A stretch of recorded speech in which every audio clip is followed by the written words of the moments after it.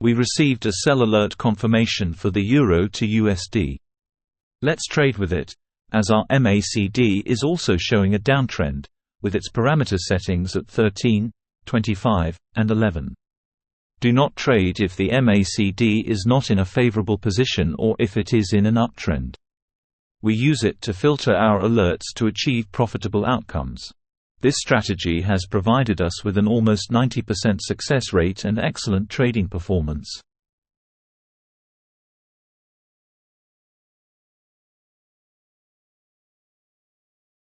Good trading result. Let's find another currency and wait for trading alerts.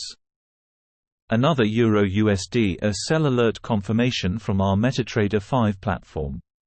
Our MACD here has a downtrending pattern, with the candle bar creating a reversal state. Let's trade lower on this.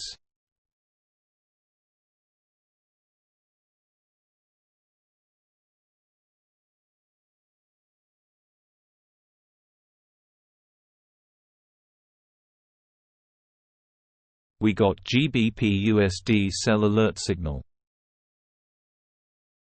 Our MACD tend to cross, and it's a downward trend. Let's immediately trade going lower.